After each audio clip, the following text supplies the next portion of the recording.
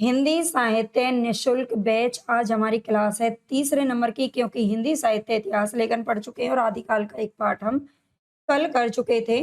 और कल हमने आपको यहाँ पर लास्ट में बता दिया था कि आदिकालीन साहित्य का जो वर्गीकरण है, ये 6 भागों में किया गया है। ठीक है, ये 6 भाग कौन से हैं वो आपको याद रखने हैं। सिद्ध साहित्य, आज हम सिद्ध साहित्य को पढ़ेंगे, नाथ साहित्य को पढ़ेंगे, जैन साहित्य को भी पढ़ेंगे।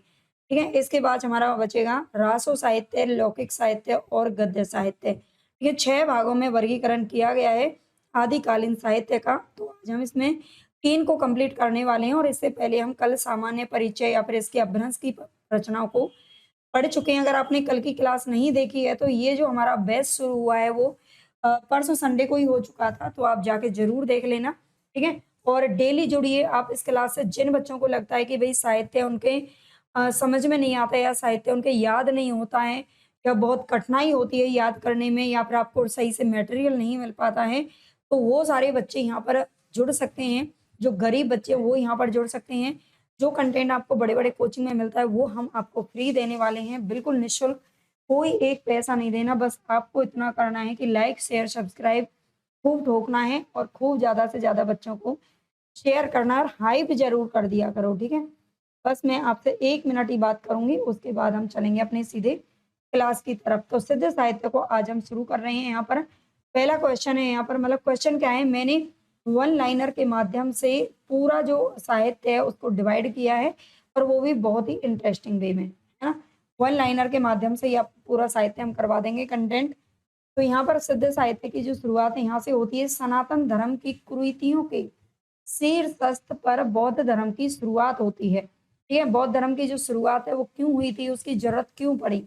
क्योंकि सनातन धर्म में उस समय बहुत सारी बुराइयां प्रवेश कर चुकी थी और वो अपनी बुराइयां अपने शीर्ष पर थी, मतलब बहुत ज्यादा बुराइयां थी और जैसे कि आज के समय पर भी फैली हुई हैं। आजकल भी लोगों में इतना अंधविश्वास बढ़ता जा रहा है, इतना आप मतलब ना किसी नदी को छोड़ रहे हैं, ना किसी को छोड़ रहे हैं, ना तालाब को छोड़ रहे हैं। अंधविश्वास के कारण सब कुछ खत्म कर दिया है। ठीक है? तो ये सनातन धर्म की कुरीतियों के द्वारा कारण ही बौद्ध धर्म की शुरुआत होती। भाई मैं भी सनातन धर्म से हूँ, इसलिए मुझे कोई मत बोलना कमेंट में, कैसा बोल रही हैं मैम। मैं लेकिन अंधविश्वास की बात कर रही हूँ जो नहीं होना चाहिए। 8वीं सदी तक आते-आते बौद्ध धर्म 2 भागों में बँट गया, हीनयान और महायान। याद रखना है, बौद्ध धर्म 2 भागों में बँटता है, हीनयान और महायान। अच्छे से समझना है बस आपको। महायान ही आगे चलकर वज्रयान कहलाया। ठीक है, जो ये महायान है, हीनयान को तो अब यहाँ पर भूल जाइए। बौद्ध धर्म 2 भागों में बँटा, लेकिन जो महायान है उससे आगे वज्रयान का विकास हुआ, यही वज्रयान कहलाया। और वज्रयानी उन बौद्ध भिक्षुओं को कहा जाता था जिन्होंने मंत्रों के द्वारा सिद्धि प्राप्ति की चेष्टा की थी।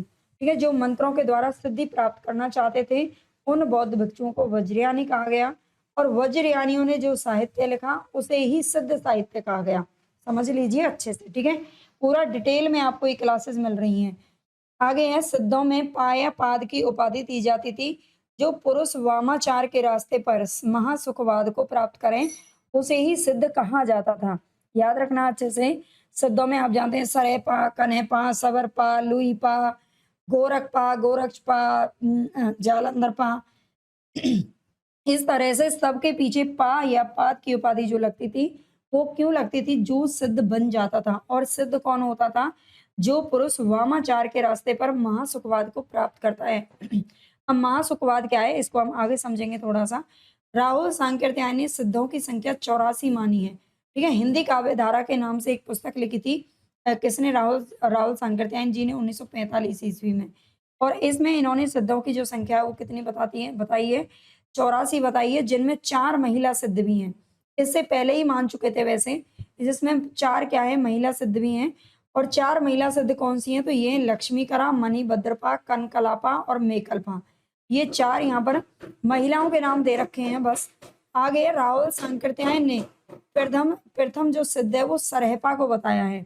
राहुल सांकृत्यायन जी ने प्रथम सिद्ध सरहपा को बताया है और सरहपा को ही सर्वमान्य हिंदी का प्रथम कवि भी माना जाता है। ठीक है, ये भी आपको याद रख लेना है। अगर वाक़ई में आप अच्छे से तैयारी करना चाहते हो ना, तो डेली आपको हर वीडियो को देखना, हर क्लास से आपको अच्छे से देखना और बिना स्किप किए। इससे आपका ही फ़ायदा होने वाला है, ठीक है? सरेपा को इन्होंने बताया और इन्हीं से हिंदी साहित्य में सिद्ध साहित्य का आरंभ है जो स्वीकार किया गया है। आगे है वामाचार का अर्थ। सबसे पहले तो हम इसको समझेंगे कि वामाचार का अर्थ क्या है। वामाचार, जो पुरुष वामाचार के रास्ते पर महासुखवाद का प्राप्ति करता था वही सिद्ध कहलाता था। तो ये वामाचार है क्या? एक ऐसा विधान था जिसमें पंचमाकार का अनुसरण व सुख भोग की मान्यता थी। ठीक है, अब ये पंचमाकार क्या है ये भी आपको समझना बहुत जरूरी है।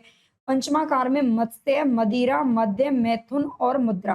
ठीक है, पंचमाकार, पंचमाकार में मत्स्य, मदिरा, मद्य, मैथुन और मुद्रा, ये 5 चीजें आती हैं जो इन सब का भोग करता है ना? पंचमाकार का जो अनुसरण करेगा वो वामाचार कहलाएगा। और पुरुष क्या है? पुरुष जो सिद्ध साहित्य में पुरुष हैं उनको सिद्ध कहा गया और जो स्त्री होती हैं उनको महामुद्रा कहलाया। सिद्धि प्राप्ति के लिए स्त्री का योग या सेवन आवश्यक था, है ना? ये सबसे यहाँ पर कहीं न कहीं गलत चीज़ है, इसीलिए इसका विनाश होना कहीं न कहीं तय था, क्योंकि सिद्ध साहित्य में सिद्धों को सिद्ध कहलाने के लिए, उनको सिद्धि प्राप्ति के लिए स्त्री का सेवन करना बहुत ही आवश्यक था। इसी को महासुखवाद कहा जाता था। ठीक है? सिद्धों ने नारी को साधना का केंद्र बिंदु माना और इस प्रकार धर्म के नाम पर ये दुराचार फैला रहे थे। ठीक है? सिद्ध साहित्य ने और सिद्ध साहित्य का जो प्रचार प्रसार है वो पूर्वी भारत की तरफ होता है। ठीक है, पूर्वी भारत, उड़ीसा और मिजोरम, मणिपुर, उधर की साइड, नागालैंड, उधर की साइड में हुआ था। ठीक है, बिहार वगैरह से। तो और इस प्रकार धर्म के नाम पर ये क्या फैल रहा था, यहाँ पर दुराचार फैल रहा था। मुनि दंत एवं अध्यय वज्र ने सिद्धों की काव्य भाषा को सांदा भाषा नाम दिया। अब आप सोच के देखिए कि जिस आदमी ने सबसे पहले, जिस सिद्ध ने या जिसने भी ये सबसे पहले लागू किया होगा वो कितना बड़ा, मतलब क्या ही बताएं, कितना बड़ा कलयुगी होगा, है ना? तो मुनि दंत एवं अध्यय वज्र ने सिद्धों की काव्य भाषा को क्या नाम दिया है? तो इन्होंने सांधा भाषा नाम दिया था। मुनि दंत एवं अध्यय वज्र ने सिद्धों की जो भाषा है वो कौन सी थी? मागधी अवट्ट है, जिसमें सांध्य शब्दों का बहुत ज्यादा बाहुल्य रहता था और इसीलिए इस भाषा को सांधा भाषा का नाम दिया गया। याद रखना है, ठीक है? सिद्धों की भाषा कौन सी थी? मागधी अवट्ट। हो सकता है सांधा भाषा तो सब लोग जानते हैं, यही आपसे पूछ लिया जाए। यह साहित्य हमें मुक्तक शैली में प्राप्त होता है। सिद्धों का जो साहित्य है वो कहीं भी प्रबंध काव्य कहीं पर नहीं मिलता है, केवल और केवल मुक्तक शैली में प्राप्त होता है। इसीलिए इसीलिए सिद्ध साहित्य में प्रथम कवि को तो मान लिया गया, लेकिन प्रथम कोई रचना यहाँ पर प्रबंध शैली में नहीं मिली, इसलिए कोई भी प्रथम रचना यहाँ से नहीं मानी गई थी। ठीक है, ये आपको याद रखना है। नेक्स्ट है हमारा क्वेश्चन यहाँ पर, सिद्ध साहित्य का जो विकास है, विकास देख लीजिए यहाँ पर। सिद्ध साहित्य का विकास कहाँ से होता है? तो पूर्वी भारत, उड़ीसा, बिहार, बंगाल, आसाम आदि के अंदर हुआ है। ठीक है, सिद्ध साहित्य का जो विकास है वो पूर्वी भारत, सिद्ध साहित्य का विकास पूर्वी भारत, उड़ीसा, बिहार, बंगाल आदि की तरफ हुआ। सिद्ध साहित्य को सर्वप्रथम सिद्ध साहित्य को सर्वप्रथम प्रकाश में लाने का जो कार्य है वो 1916 ईस्वी में हरप्रसाद शास्त्री के द्वारा किया गया था। ये अच्छे से याद रख लेना। हालांकि हम राहुल सांकृत्यायन जी का नाम है जिसे अच्छे से जानते हैं, लेकिन राहुल सांकृत्यायन ने बहुत पीछे इसमें अपना योगदान दिया। इससे सबसे पहले सर्वप्रथम प्रकाश में कौन लेके आया था सिद्ध साहित्य को? तो ये 1916 ईस्वी में हरप्रसाद शास्त्री लेके आए थे और इन्होंने बांग्ला भाषा में बौद्धगान ओ दोहा शीर्षक से सिद्ध की रचनाओं में प्रकाश में लाने का कार्य किया था। ठीक है, ये आपको याद रखना है। दूसरा प्रयास की अगर बात करें तो दूसरा प्रयास डॉक्टर प्रबोध चंद्र बागची ने किया। ठीक है, हरप्रसाद शास्त्री के बाद में ये जो प्रयास है किसके द्वारा किया गया? तो डॉक्टर प्रबोध चंद्र बागची के द्वारा किया गया। इन्होंने नेपाली हस्तलिखित प्रतियों के आधार पर सिद्धों को प्रकाश में लाने का कार्य किया। ठीक है, नेपाल में हस्तलिखित प्रतियां इनकी मिली थी। नेपाल में, तिब्बत में, आप जानते हैं राहुल जी भी तिब्बत से ही लेके आए थे। सिद्ध साहित्य का जो प्रतियां इनको मिली थी, है ना, बाद में इनको संकलित करके प्रकाशित करवाया था। वैसे ही प्रबोध चंद्र बागची ने नेपाली हस्तलिखित प्रतियों के आधार पर सिद्धों को प्रकाश में लाने का कार्य किया। अब तीसरा प्रयास किसने किया है? तो राहुल सांकृत्यायन जी ने किया। 1945 में तिब्बत देश के संग्रहालय से एकत्रित दस्तावेज के आधार पर संख्या 84 बताई गई है। ठीक है, तीसरा प्रयास किसने किया? राहुल सांकृत्यायन जी ने। और 1945 में तिब्बत देश के संग्रहालय से एकत्रित दस्तावेज के आधार पर जो संख्या है वो 84 बताई गई है राहुल जी के अनुसार। प्रथम सिद्ध सरेपा की बात करें तो प्रथम सिद्ध कौन थे? सरेपा थे। और सबसे ऊंचा स्थान सिद्धों में जिसका माना जाता है वो लुइपा है। अब यहाँ पर भी एक कंफ्यूजिंग वाला क्वेश्चन आता है कि जो साधना में सबसे ऊंचे थे वो थे लुइपा, ये आपको याद रख लेना है। लेकिन जो सबसे अच्छे सिद्ध कवि थे, ठीक है, जो विद्वान सबसे बड़े थे वो थे कौन? उनको हम आगे पढ़ेंगे, ठीक है, वेट करिए थोड़ा सा। संपूर्ण सिद्ध साहित्य को प्रकाश में लाने का कार्य किसने किया? तो ये किया था प्राच्यविद वेंडल ने। ठीक है, संपूर्ण सिद्ध साहित्य को, यानी कि ये 3 प्रयास तो पहले हो चुके थे, लेकिन अब पूरे सिद्ध साहित्य को प्रकाश में जो लाने का कार्य किया वो प्राच्यविद वेंडल ने किया था। ये प्राच्यविद यानी कि पाश्चात्य विद्वान थे, वेंडल इनका नाम है पूरा। सिद्धों ने चर्या पदों को विविध राग रागनियों में लिखकर परवर्ती गीत काव्यकारों, परवर्ती का अर्थ है ये जो सिद्धों के बाद में हुए थे, ठीक है, परवर्ती गीत काव्यकारों जैसे कि जयदेव, विद्यापति, सूरदास के मार्ग को प्रशस्त किया। ठीक है, इन्होंने सिद्धों ने चर्या पदों को विविध राग रागनियों में लिखकर बाद में इनके लिए क्या है, मार्ग प्रशस्त किया, मतलब इन लोगों ने भी सिद्धों का यहाँ पर अनुसरण किया था। अब देखेंगे हम यहाँ पर सिद्धों के कवि और रचनाएं। सरेपा सबसे पहला जो कवि है वो कौन है? सरेपा, या इनका नाम था सरोज वज्र, याद रखना है। राहुल सांकृत्यायन ने इनका जो समय है वो 769 ईस्वी माना है। ब्राह्मण कुल में इनका जन्म हुआ था। प्रारंभिक नाम था राहुल। ये प्रारंभिक नाम क्या था इनका? राहुल ही था, जो कि राहुल सांकृत्यायन जी का था, वही इनका नाम था। बौद्ध धर्म में जाने पर ये राहुल भद्र कहलाए और वज्रयान में जाने पर अपना नाम इन्होंने सरोज वज्र रख लिया। ठीक है, जब इन्होंने वज्रयान में प्रवेश किया, वज्रयान को ग्रहण किया, तो इन्होंने फिर अपना नाम क्या रख लिया? सरोज वज्र रख लिया। जीवन में कुल 32 ग्रंथ इन्होंने लिखे थे, याद रखना है। कुल 32 ग्रंथों का इन्होंने रचना किया, जिसमें से दोहा कोश मिलता है। इनका केवल एक ही ग्रंथ मिलता है जिसका नाम है दोहा कोश, याद रखना है। दोहा कोश की टीका अद्य वज्र ने विषय पद भंजिका के नाम से लिखी थी। विषय पद भंजिका जो ग्रंथ है वो किसके द्वारा लिखा गया? अद्य वज्र के द्वारा, जो कि दोहा कोश की टीका के रूप में लिखा गया था। राहुल सांकृत्यायन ने सरेपा को प्रथम सिद्ध माना है, याद रखना है। राहुल सांकृत्यायन ने सरेपा को प्रथम सिद्ध माना और सरेपा ही सहजियान सहजिया संप्रदाय के प्रवर्तक हुए थे। ठीक है, सरेपा ही कौन हुए? सहजियान या फिर सहजिया संप्रदाय के प्रवर्तक हुए। वामाचार की सिद्धि के लिए पंचमाकार का दोहन बहुत ही आवश्यक था। ठीक है, ये आपको याद रखना है। मुख्य पंक्तियों की अगर बात करें तो ये सरेपा की 2-3 पंक्तियां देख लेते हैं। हालांकि मैं एक अलग से क्लास में भी सारी पंक्तियों को अलग से करा दूंगी, आदिकाल की है ना, इसमें थोड़ी थोड़ी है, उसमें और भी जो होंगी उनको भी करवा दूंगी। ठीक है, नाद ना बिंदु ना रवि ना शशि मंडल, चियर आए सहाने मूकल, पंडित सयल सत्य बखानी, देहई रुद्र वसंत न जाने, अमगा अमना गमन अमना गम गमनन तेन विखंडिय, तेवी निलज्जई भनई हैं पंडिय। ठीक है, ये इन्होंने कहीं ना कहीं जो भाषा है वो इनकी ऐसी है। जही मन पवन न संचरई, रवि सही शशि नाही पवेश, कही बट चित्त विसाम करू सरहे कहिए उवेश। ठीक है, ये इनकी कुछ पंक्तियां हैं, इंपॉर्टेंट है, जो बार बार पूछी जाती हैं।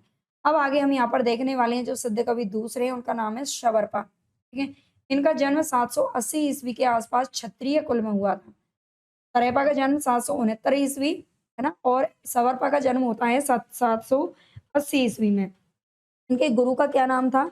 तो गुरु का नाम था सरेपा, याद रखना है। ठीक है, सवरपा के गुरु का नाम क्या था? सवरपा था, सरेपा था। भीलों एवं सवरों की भांति ये जीवन व्यतीत करते थे और इसी के कारण इनको क्या कहा गया? शवरपा कहा गया था। इनका सवरपा जो नाम है वो भीलों और सवरों के जैसा जीवन जीने के कारण पड़ा। राहुल ने उनके ग्रंथों की जो संख्या है वो 26 बताई है। राहुल सांकृत्यायन की यहाँ पर बात हो रही है। उन्होंने इनके ग्रंथों की जो संख्या वो 26 बताई है। चर्या पद उनकी प्रथम रचना मिलती है। ठीक है, प्रमुख रचना है, यहाँ पर देख लेते हैं। कुछ और रचनाएं इनकी मिलती हैं। चर्या पद, इसके अलावा है चिंत गुहा, गंभीर आर्य, भक्ति के सोपान इसमें वर्णित हैं। इसके बाद मिलती है महामुद्रा, वज्रगीति और शून्यता दृष्टि। ठीक है, शून्यता दृष्टि। सवर्पा शंकराचार्य से अधिक प्रभावित थे। याद रखना है, जो सवर्पा है वो क्या है? शंकराचार्य। शंकराचार्य वही हैं जिन्होंने अद्वैतवाद की स्थापना की थी, जो हम आदिकाल में पहली क्लास में पढ़ चुके हैं। कि सवर्पा शंकराचार्य से अधिक प्रभावित थे। सिद्धों में नहीं भाई, आदिकाल में नहीं पढ़ाया, हम इसको भक्ति काल में पढ़ रहे हैं, क्योंकि मेरी जो दूसरी क्लास में शुक्ल जी को पढ़ा रही हूँ, शुक्ल सीरीज हमारी चल रही है, तो मुझे लगा हमने कल वाली क्लास में पढ़ा था, है ना। कल वाली क्लास में मैंने रिकॉर्ड किया था, आपने नहीं पढ़ा था। तो ये सिद्धों में प्रचलित आध्यात्मिक प्रतीक उलट मासी का भी प्रयोग किया गया। जो सवरपा थे उन्होंने सिद्धों में प्रचलित आध्यात्मिक प्रतीक उलटवासी का प्रयोग किया और प्रतीक शैली का प्रयोग करने वाले ये सिद्ध कवि थे। इन्होंने प्रतीक शैली का भी प्रयोग किया। अब प्रतीक शैली तो आप समझते ही होंगे, जैसे किसी चीज़ को प्रतीक बना करके जैसे आप पद्मावत में देखते हो, है ना? पृथ्वीराज रासों में देखते हो, उसके अलावा आप जैसे महादेवी वर्मा का दीपक, बादल, चातक ये सब प्रतीक के रूप में प्रयोग किए जाते हैं। सवर को साधक का प्रतीक तो सबरी को नैरात्मा का प्रतीक माना गया है। ये भी क्वेश्चन पूछ लिया जाता है। सवर को साधक का प्रतीक मानते हैं तो सबरी को नैरात्मा का प्रतीक माना जाता है। अगला नाम यहाँ पर जिस सिद्ध कवि का आता है वो है लुईपा। ठीक है, गुरु का नाम इनका क्या था? सवरपा था। ठीक है, सरेपा के शिष्य कौन थे? सवरपा, और सवरपा के शिष्य हैं यहाँ पर लुईपा। इनके जन्म की अगर बात करें लुईपा का, तो कायस्थ परिवार में 769 से 809 के बीच में उड़ीसा के राजा धर्मपाल के शासनकाल में हुआ था। ठीक है, उड़ीसा में उस वक्त राजा थे धर्मपाल, उनके शासनकाल में लुईपा का जन्म होता है। दारिकपा और डोंगीपा इनके प्रमुख शिष्यों में रहे हैं। ठीक है, दारिकपा और डोंगीपा। राहुल सांकृत्यायन ने 7 ग्रंथों को माना है। इनके 7 ग्रंथ माने किसके? लुईपा के। और 84 सिद्धों में इनका जो ऊंचा स्थान है वो सबसे ऊंचा माना है। राहुल सांकृत्यायन ने 84 सिद्धों में सबसे ऊंचा स्थान किसका माना है? तो वो लुईपा को माना है, याद रखना है। इनके काव्य में रहस्य भावना की प्रधानता है। ठीक है, रहस्य भावना की प्रधानता देखने को मिलती है। अगर हम रचनाओं की बात करें तो लुईपा की कई रचनाएं जो हमें मिलती हैं। बुद्धोदय, अभिसमय विभंग, गीतिका, गीतिका नाम से भी मिलती है, तो याद रखना है। लुईपाद गीतिका, भगवद भी समय एवं तत्व स्वभाव दोहाकोश। ठीक है, ये सारी रचनाएं जो लुईपा की मिलती हैं। प्रसिद्ध पंक्ति की अगर बात करें तो का तरवर पंच वडाल, चंचल चीर पैठो काल, दिठ करिए महासुय परिणाम, परिमान लुई मरमई गुरु पुच्छी अजान। ठीक है, ये पंक्ति इनकी याद रख लेना। अगला नाम यहाँ पर जिस सिद्ध कवि का आता है वो है कन्हैपा। कई सिद्धों ने इनकी शिष्यता स्वीकार की थी। ठीक है, कई सिद्धों ने इनकी शिष्यता स्वीकार की। इनके द्वारा 74 ग्रंथ लिखे गए थे। याद रखना, कन्हैपा के जो ग्रंथ हैं उनकी संख्या भी सबसे ज्यादा है। 74 ग्रंथ किसने लिखे हैं? कन्हैपा ने। उनकी रचनाओं में रहस्यात्मक भावना गीतों के रूप में वर्णित है। ठीक है, कन्हैपा की रचनाओं में क्या है? रहस्यात्मक जो भावना है वो गीतों के रूप में वर्णित है। ये हिंदी साहित्य जगत में विशेष प्रसिद्ध हुए। शास्त्रीय रूढ़ियों का इन्होंने खंडन किया था, ये भी आपको याद रख लेना है। शास्त्रों में जो रूढ़िवाद प्रचलित था उसका इन्होंने खंडन किया। पंक्तियों की अगर बात करें तो आगम वे पुराने पंडित मान बहनती, पक्क स्त्रीफल अलिये जिम वाहिरती भ्रमयंती। ठीक है, ये पंक्ति है जो इनकी इंपॉर्टेंट है। अगला नाम यहाँ पर आता है डोम्बिपा का। ठीक है, डोम्बिपा का आता है जो लुईपा के शिष्य थे, ये विरूपा के शिष्य हैं। ठीक है, ये किसके हैं? विरूपा के शिष्य हैं। जन्म इनका 840 ईस्वी में होता है। विरूपा के शिष्य तथा इनके द्वारा 21 ग्रंथ हैं जो यहाँ पर रचे गए हैं। ठीक है, डोम्बिपा के द्वारा कितने हैं? 21 ग्रंथों की रचना की गई है। आगे देखते हैं जिनमें कौन कौन सी रचनाएं मिलती हैं। डोम्बी गीतिका, योगचर्या, अक्षर दिको उपदेश विशेष प्रसिद्धि प्राप्त ग्रंथ हैं। इनकी कविता का एक उदाहरण मिलता है, यानी कि ये पंक्ति इनकी मिलती है। गंगा जमुना माझेरे बहर नाई, ताही बुडली मातंगी पोइला लीले पार करई। ठीक है, गंगा जमुना माझेरे बहर नाई, ताही बुडली मातंगी पोइला लीले पार करई। ये पंक्तियां हैं जो इनके द्वारा मिलती हैं। अगला नाम यहाँ पर आता है कुक्कुरिपा का। ठीक है, कुक्कुरिपा का नाम आता है। ये कपिल वस्तु के ब्राह्मण वंश में जन्मे थे। कुक्कुरिपा कपिल वस्तु के ब्राह्मण वंश में इनका जन्म हुआ था। ये चरपटिपा के शिष्य और सहज जीवन के समर्थक थे। ठीक है, चरपटिपा के शिष्य थे और सहज जीवन के समर्थक कौन है? कुक्कुरिपा हैं। इन्होंने इनके ग्रंथों की जो संख्या है वो 16 बताई जाती है। इनकी कविता का एक उदाहरण यहाँ पर मिलता है। हाउ निवासी खमन बतारे, मोहोर विगोआ कहन न जाई फेट लियू, गो माए अंत उड़ी चाही जा एतु बहाम सो एथु नाही। ये पंक्तियां हैं जो कुक्कुरिपा के द्वारा मिलती हैं। लक्ष्मी करा, ये लक्ष्मी करा जो कि इसमें कौन थी? महामुद्रा कहलाई थी। महामुद्रा महिला सिद्ध थी और यह अद्वय सिद्ध नाम से इन्होंने एक पुस्तक लिखी है। बस यही जानकारी आपको याद रखनी है। अब आगे हम देखने वाले हैं यहाँ पर नाथ साहित्य। ठीक है, नाथ साहित्य ये सिद्ध साहित्य का विरोधी संप्रदाय तो नहीं था, वरन सिद्ध में आई बुराइयां जैसे कि कर्म कांड, बाह्य आडंबर, जंतर तंत्र मंत्र आदि से मुक्ति दिलाने का काम नाथ साहित्य ने किया था। ये याद रखना है, ये सिद्ध साहित्य का विरोधी संप्रदाय तो नहीं था, लेकिन देखिए इसका जो ये जो संप्रदाय है नाथ साहित्य का ये जो संप्रदाय है वो अलग किसने किया था? गोरखनाथ ने किया था। और गोरखनाथ भी पहले सिद्ध साहित्य में ही शामिल थे। लेकिन उन्हें जो वहाँ पर जो आडंबर चल रहे थे वो पसंद नहीं आए। होता है ना, एक आध तो कोई ना कोई ऐसा अच्छा निकल ही जाता है जो अपना या दूसरों का सब भला कर सके। जहाँ बुराई होती है ना वहाँ पर अच्छाई भी ज़रूर होती है। तो इसीलिए यहाँ पर क्या होता है कि इनको गोरखनाथ ने इसको अलग किया और नाथ साहित्य को जंतर तंत्र मंत्र कर्मकांड और बाह्य आडंबर जो कि इस सिद्ध साहित्य के अंदर प्रवेश कर चुके थे, इनसे इन्होंने यहाँ पर निजात दिलाने की पूरी कोशिश की और दिलाई भी, है ना। अतः बौद्ध धर्म इसका जो विकास है यहाँ पर शुक्ल जी भी मानते हैं और यहाँ पर जो विकास आप याद रख लेना, नाथ साहित्य निकला कैसे है। तो नाथ साहित्य सिद्ध साहित्य परंपरा से ही अलग हुआ है, ये शुक्ल जी का भी कथन है। और ये सबसे पहले बौद्ध धर्म, फिर महायान, फिर वज्रयान, फिर सहजयान और फिर नाथ संप्रदाय का परिवर्तन होता है। ये सभी नाथों में प्रथम आदिनाथ कौन माने जाते हैं? आदिनाथ माने जाते हैं प्रथम आदिनाथ शिव को माना जाता है, याद रखना है, ठीक है। नाथ साहित्य के 4 आदि प्रवर्तक महायोगी माने गए।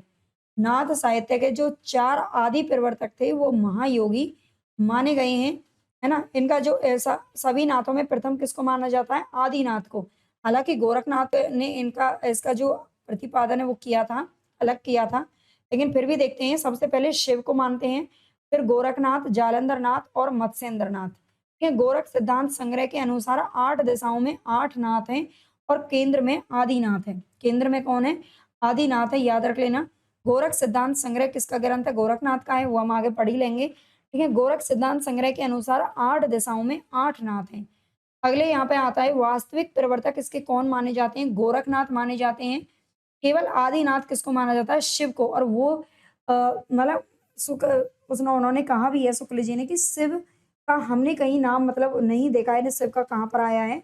लेकिन क्या है कि ये शिव को किसको मानते हैं? जो शिव भगवान है ना, शिव शंकर, उनको आदिनाथ के रूप में इन्होंने अपना जो है नाथ माना है, ठीक है। वास्तविक प्रवर्तक तो इसके गोरखनाथ ही माने जाते हैं। गोरखनाथ द्वारा प्रवर्तित योगी संप्रदाय को 12पंथी भी कहा जाता है। गोरखनाथ के द्वारा प्रवर्तित योगी संप्रदाय को 12पंथी भी कहते हैं और नाथों को कनपटा भी कहा गया है। मतलब 12पंथी संप्रदाय किसको कहते हैं? योगी संप्रदाय किसको कहते हैं? नाथ संप्रदाय किसको कहते हैं? ये सारे एक ही के नाम हैं।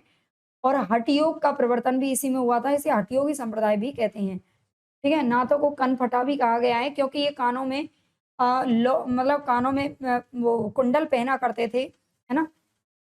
तो 9 नाथों के नाम अगर हम यहाँ पर बात करें तो गोरखनाथ, भीमनाथ, नागा अर्जुन, चरपटनाथ, सत्यनाथ, हरिश्चंद्र नाथ, जालंधर नाथ, मल्लिया अर्जुन और जड़ भरत का नाम आता है।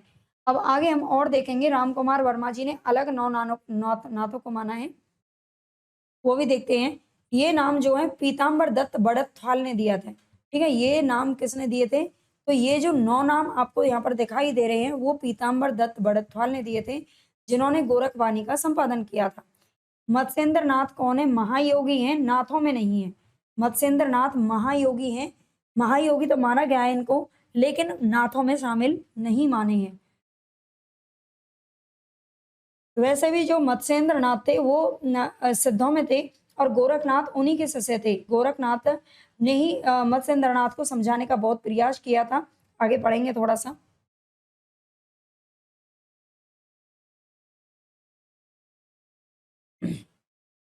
नाथ संप्रदाय की दार्शनिकता सैद्धांतिक रूप से शैव मत से ग्रहण की गई है। ठीक है, नाथ संप्रदाय की जो दार्शनिकता है वो कहाँ से? सैद्धांतिक रूप से शैव मत से ग्रहण की गई है।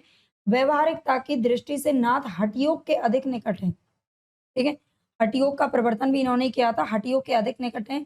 यही हठयोग आगे हमें कबीर में देखने को मिलता है।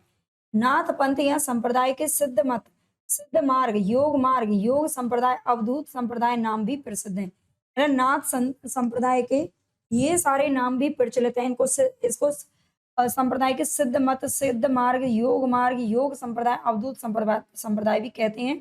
ये क्वेश्चन कई बार पूछा जा चुका है कि अवधूत संप्रदाय का किसका अन्य नाम है ना? किस संप्रदाय को अवधूत संप्रदाय भी कहा जाता है? नाथपंथियों ने अपने मत के प्रचार के लिए सदुक्कड़ी भाषा का सहारा लिया, जिसका ढांचा कुछ खड़ी बोली और कुछ राजस्थानी था।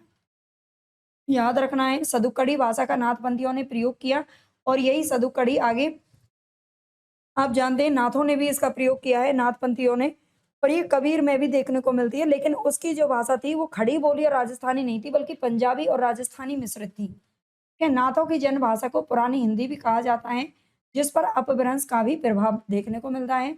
शुक्ल जी के अनुसार, शुक्ल जी क्या कहते हैं, जालंधर से ही सिद्धों से नाथों की परंपरा अलग हो जाती है। ठीक है, जालंधर से ही क्या हो जाती है, जालंधर को इन्होंने अंतिम सिद्ध माना है, याद रखना शुक्ल जी ने। नागा अर्जुन को प्रसिद्ध रसायनी भी कहते हैं। इसमें 4 ऐसे कवि रहे हैं, ऐसे नाथ रहे हैं जो पहले इसमें थे, सिद्ध साहित्य में भी शामिल थे, जिसमें जालंधर पा, गोरक्ष पा, नागा अर्जुन और एक और नाम आता है, देखते हैं, है ना? प्रसिद्ध रसायनी भी इनको कहा जाता है, जबकि जालंधर नाथ को बालनाथ कहा गया है। ठीक है, ये हाइलाइट कर रखी है मैंने यहाँ पर चीज़ें थोड़ा-सा, ताकि आपको इंटरेस्ट भी हो पढ़ने में और जो मेन पॉइंट है वो आपके दिमाग में सीधा घुस जाएँ, ठीक है? जालंधर नाथ को बालनाथ कहते हैं। डॉक्टर नगेंद्र की अगर बात करें, तो सिद्धों की वाममार्गी भोग साधना की प्रतिक्रिया के रूप में आदि काल में नाथ योगियों की हठ योगी साधना प्रारंभ हुई थी। ठीक है, डॉक्टर नगेंद्र का क्या कहना है कि सिद्धों की वाममार्गी भोग साधना की प्रतिक्रिया के रूप में आदि काल में नाथ पंथियों की हठ योगी साधना प्रारंभ होती है। राहुल सांकृत्यायन की अगर बात करें, तो नाथ पंथ को सिद्धों की परंपरा का विकसित रूप मानना चाहिए। ये राहुल सांकृत्यायन जी ने कहा है कि नाथ पंथ को सिद्धों की परंपरा का ही विकसित रूप मानना चाहिए। डॉक्टर राम कुमार वर्मा का कहना है कि नाथ संप्रदाय में नवनाथ की चर्चा की जाती है। अब ये नवनाथों की संख्या इनको देख लीजिए किसने माना है। राम कुमार वर्मा आदिनाथ को मानते हैं। इसके बाद मत्स्येंद्रनाथ, गोरखनाथ, गाहिनीनाथ, चरपटनाथ, चौरंगीनाथ, ज्वालेंद्रनाथ, भर्तृनाथ और गोपीचंदनाथ। ठीक है, ये 9 नाथों के नाम रामकुमार वर्मा जी के अनुसार हैं। नाथ साहित्य की अगर विशेषता की बात करें, तो बाह्य आडंबर, कर्मकांड, तीर्थाटन, जात-पात, ईश्वर उपासना के बाह्य रूप का इन्होंने विरोध किया है। ठीक है, ये सब इन्होंने विरोध किया है इन सब चीज़ों का, जो कि सिद्ध साहित्य की विशेषताएँ थी। अंतः साधना पर बल देते हैं, इंद्रिय निग्रह या नियंत्रण पर बल देते हैं। हमें अपनी इंद्रियों को वश में रखना चाहिए, काम वासना और ये सब चीज़ों से हमें दूर रहना चाहिए, ये नाथ साहित्य की सबसे बड़ी विशेषता थी। नारी भोग का इन्होंने विरोध किया था, ठीक है? गोरखनाथ को ये चीज़ पसंद नहीं आई, अगर चाहते तो वो भी आराम से ये सब भोग विलास करते और आराम से सिद्ध साहित्य में पड़े रहते। लेकिन होता है ना कोई तो उद्धार करने वाला भाई पैदा होता ही है इस पृथ्वी पर। जैसे कि जब बुराइयाँ अपने शीर्ष पे आ जाती हैं, तो उसके बाद क्या है कि कोई ना कोई तो ऐसा अवतार जन्म लेता ही है ना? उलटवासी रहस्यात्मकता का आगमन, प्रतीक और रूपक का प्रयोग, सदुक्कड़ी भाषा का प्रयोग, ये सभी नाथ साहित्य की विशेषताएँ हैं जो आपको अच्छे से याद रखनी है। नाथ संप्रदाय के अगर प्रमुख कवियों की हम बात करें, तो सबसे पहले नाम यहाँ पर आता है मत्स्येंद्रनाथ। ठीक है, ये हालाँकि मत्स्येंद्रनाथ नाथ संप्रदाय में थे ही नहीं, लेकिन यहाँ पर सिद्ध साहित्य में इनको हमने नहीं पढ़ा है, मत्स्येंद्रनाथ को नाथ संप्रदाय में ही पढ़ा जाता है। ये आपको याद रखना है। ये जाति के मछुआरे थे। वास्तविक नाम था इनका विष्णु शर्मा, इनका वास्तविक नाम भी पूछा जाता है, असम के रहने वाले थे। इनके अन्य नामों की बात करें तो मीननाथ, मीनपाल, मीनानाथ और आदिनाथ। इन्हीं को आदिनाथ माना गया है रामकुमार वर्मा जी के द्वारा। ये आपको ध्यान देना है, इसीलिए यहाँ पर ये पढ़े जाते हैं, ठीक है? तो ये सारे नाम इनके मिलते हैं। अभिनव गुप्त ने अपनी रचना, अभिनव गुप्त की एक रचना है तंत्रालोक, इसमें इनकी वंदना की है। किसकी? मत्स्येंद्रनाथ की वंदना की है अपनी रचना में। ये कवि वामाचारी साधना में अनुरक्त थे। गोरखनाथ ने इनका उद्धार कदली प्रदेश में किया था। कहाँ पर किया था? ये भी क्वेश्चन पूछा जा चुका है, कहाँ पर किया था गोरखनाथ ने इनका उद्धार? तो कदली प्रदेश में किया था, क्योंकि इनके शिष्य थे और अपने गुरु को इन्होंने सही रास्ता दिखाने की कोशिश की। प्रमुख रचनाओं की बात करें तो अकुल वीर तंत्र, कुलानंद, ज्ञान कारिका और कौल ज्ञान निर्णय, ये 2 रचनाएं हैं जो कई बार पूछी गई हैं, याद रखना। हजारी प्रसाद द्विवेदी ने मत्स्येंद्र के पदों का संकलन नाथ सिद्धों की बानियां शीर्षक से किया है, ठीक है? हजारी प्रसाद द्विवेदी की एक पुस्तक मिलती है नाथ सिद्धों की बानियां, इसमें मत्स्येंद्र के पदों का संकलन किया गया है। अगला नाम यहाँ पर आता है गोरखनाथ का। तो गोरखनाथ नाथ साहित्य के आरंभकर्ता माने जाते हैं। ये जो गोरखनाथ हैं, वो नाथ साहित्य के आरंभकर्ता माने जाते हैं। वे सिद्ध मत्स्येंद्रनाथ के शिष्य थे। वे सिद्ध मत्स्येंद्रनाथ के क्या थे? शिष्य थे। और गोरखनाथ, उन्होंने सिद्धों के मार्ग का विरोध किया था। ठीक है, सिद्ध जिस मार्ग पर चल रहे थे वो इनको रास नहीं आया और इन्होंने अपना जो संप्रदाय है उसको अलग कर लिया। ठीक है, गोरखपंथी साहित्य के अनुसार आदिनाथ स्वयं शिव थे। शिव यानी कि शिव जो हम भगवान मानते हैं। ठीक है, गोरखपंथी साहित्य के अनुसार इनके जन्म की अगर बात करें तो गोरखनाथ का जन्म उत्तर प्रदेश के गोरखपुर जिले में हुआ था। उनकी शिक्षा और सिद्धांतों का प्रचार प्रसार पंजाब और राजपुताने में हुआ था। ठीक है, सिद्धा शिक्षा भी उन्होंने वहीं से प्राप्त की और अपने सिद्धांतों का प्रचार प्रसार भी पश्चिम की तरफ किया था। जबकि आप जानते हैं जो सिद्ध साहित्य था वो पूर्वी भाग में चल रहा था देश के। नाथ योगियों में सर्वाधिक प्रभावशाली गोरखनाथ ही थे। ये मध्य युग के प्रसिद्ध धार्मिक नेता माने जाते हैं। ठीक है, नाथ योगियों में सर्वाधिक प्रभावशाली कौन थे? गोरखनाथ थे। ये मध्य युग के प्रसिद्ध धार्मिक नेता माने जाते थे और मिस्र बंधुओं ने गद्य का प्रमुख लेखक गोरखनाथ को ही माना है। ठीक है, मिस्र बंधुओं ने गद्य का जो प्रमुख लेखक है वो किसको माना है? गोरखनाथ को। हजारी प्रसाद द्विवेदी क्या कहते हैं कि शंकराचार्य के बाद इतना प्रभावशाली और इतना महिमान्वित महापुरुष भारतवर्ष में दूसरा कोई नहीं हुआ। ठीक है, शंकराचार्य के बाद इतना प्रभावशाली और इतना महिमान्वित महापुरुष भारतवर्ष में दूसरा कोई नहीं है। भारत के कोने-कोने से उनके अनुयायी आज भी भारत पाए जाते हैं। ठीक है, भारत के कोने-कोने से उनके अनुयायी आज भी पाए जाते हैं। भक्ति आंदोलन के पूर्व सबसे अधिक शक्तिशाली धार्मिक आंदोलन गोरखनाथ का भक्ति मार्ग मिलता है। ये हजारी प्रसाद द्विवेदी जी का कथन है। और दूसरा एक और कथन कहते हैं हजारी जी, गोरखनाथ अपने युग के सबसे बड़े नेता हैं। ठीक है, गोरखनाथ अपने युग के सबसे बड़े नेता किसने माना है? हजारी जी ने। गोरखनाथ भक्ति विरोधी थे, इसका उल्लेख तुलसीदास ने भी किया है। किसने किया है? तुलसीदास ने भी। ये भक्ति विरोधी थे यानी कि भाई आडंबरों के ये मतलब विरोधी थे। जंत्र तंत्र मंत्र और ये अंधविश्वासों के कहीं ना कहीं ये विरोधी थे। और तुलसी ने ये पंक्ति कही है, गोरख जगायो जोग भक्ति भगायो लोग। ठीक है, मतलब लोगों के मन में जो भक्ति का भूत सवार था और भक्ति नहीं उसको हम अंधविश्वास कहेंगे, वो उन्होंने दूर किया और इन्होंने जोग को जगाया। ठीक है, ये तुलसीदास की पंक्ति मिलती है। शुक्ल जी क्या कहते हैं कि गोरखनाथ की हठयोग साधना ईश्वरवाद को लेकर चली थी। ठीक है, गोरखनाथ की जो हठयोग साधना है ये ईश्वरवाद को लेकर चली थी, अतः उसमें मुसलमानों के लिए भी आकर्षण था। है ना, इसमें मुसलमानों के लिए, क्योंकि आप जानते हैं सूफी काव्य धारा में ये ईश्वरवाद हमें देखने को मिलता है। वो केवल एक ही ईश्वर की संतान मानते थे सबको। तो वो इसका जो ग्रहण है वो यहाँ पर भी किया गया है। ठीक है, ईश्वर से मिलाने वाला योग हिंदू और मुसलमान दोनों के लिए सामान्य साधना के रूप में आगे रखा जा सकता है। ये बात गोरखनाथ में दिखाई पड़ी थी। डॉक्टर राम कुमार वर्मा की अगर बात करें तो गोरखनाथ ने नाथ संप्रदाय को जिस आंदोलन का रूप दिया। ठीक है, डॉक्टर राम कुमार वर्मा क्या कहते हैं कि गोरखनाथ ने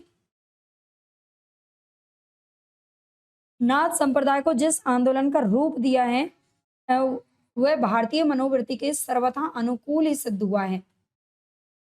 उनकी समस्त रचनाओं का संग्रह पीताम्बर दत्त बड़तवाल ने 1930 ईस्वी में गोरखवाणी शीर्षक से किया है। ठीक है, याद रखना है गोरखनाथ की समस्त रचनाओं का जो संग्रह है वो गोरखवाणी शीर्षक से पीताम्बर दत्त बड़तवाल ने 1930 ईस्वी में किया, जिसमें गोरख के कुल 40 ग्रंथों का उल्लेख करते हुए 14 को प्रमाणिक माना है। मतलब 40 ग्रंथों का उल्लेख तो किया है लेकिन 14 को प्रमाणिक मानते हैं। अब ये 14 कौन से हैं ये आपको अच्छे से याद रखने पड़ेंगे। सप्तवार, शिष्यादर्शन, शबद, इनकी शबद बहुत प्रमुख मानी जाती है।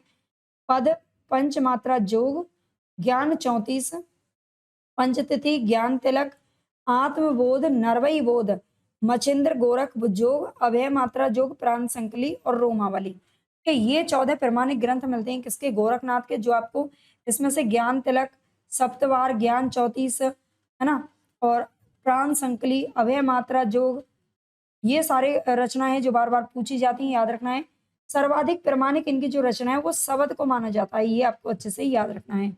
हजारी प्रसाद द्विवेदी ने गोरखनाथ के 23 प्रमाणिक पुस्तकों का उल्लेख किया है। ठीक है, हजारी प्रसाद द्विवेदी ने गोरखनाथ के कितने? 23 प्रमाणिक ग्रंथों का उल्लेख किया है।